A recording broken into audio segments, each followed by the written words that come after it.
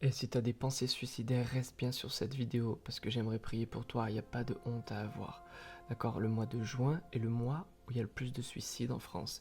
Et on sait que les personnes les plus à risque sont les mamans seules et les hommes seuls qui n'ont pas d'enfants. Alors, si tu fais partie de ces cas, ou si même tu es adolescent, ou si tu as vécu des choses difficiles, si depuis cet hiver tu as des pensées qui sont là, j'aimerais prier pour toi maintenant, que tu sois dans la dépression, que tu aies comme des pics de réveil dans la nuit, vers 3 à 5 heures du matin, où tu es comme assailli de pensées de mort. J'aimerais juste vraiment prier pour toi et que l'action de l'Esprit Saint puisse faire son œuvre, que l'Esprit de vie puisse prendre une place dans la tienne et que tu puisses expérimenter la libération. On sait que c'est pas un jeu, on sait que c'est pas rigolo et je prends vraiment ça au sérieux. Alors j'aimerais déjà t'encourager en disant que tu n'es pas trop loin de Dieu, donc juste ferme tes yeux. Et Père, je te remercie, et juste sois dans l'ouverture, sois dans l'acceptation de ce qui se dit et de ce qui va être fait. Père, je te remercie, et au nom de Jésus, je vais libérer la vie maintenant, partout où la mort essaye de voler. Tout ce qui est lié dans l'âme, tout ce qui est lié à la dépression, tout ce qui est lié à la solitude, tout ce qui est lié à la surcharge. Korataya, je te remercie pour un soulagement. Je te remercie pour une consolation. Tu es le consolateur, Saint-Esprit. Merci.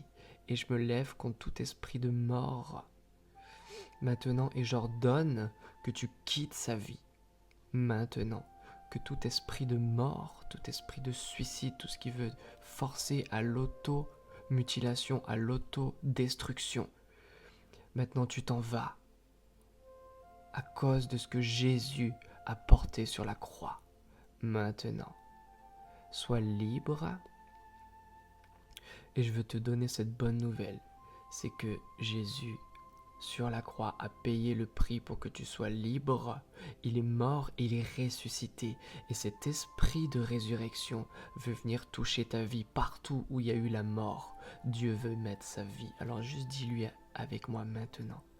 Dieu vient et met ta vie en moi. Je suis fatigué et je suis chargé de toutes ces oppressions. Alors je viens à toi. Comme Jésus nous a dit, venez à moi, vous tous qui êtes chargés et fatigués, venez, et je vous donnerai du repos. Alors reçois ce repos, et sois pardonné aussi de toute tentative de suicide. Sois pardonné, nettoyé à cause du sang de Jésus.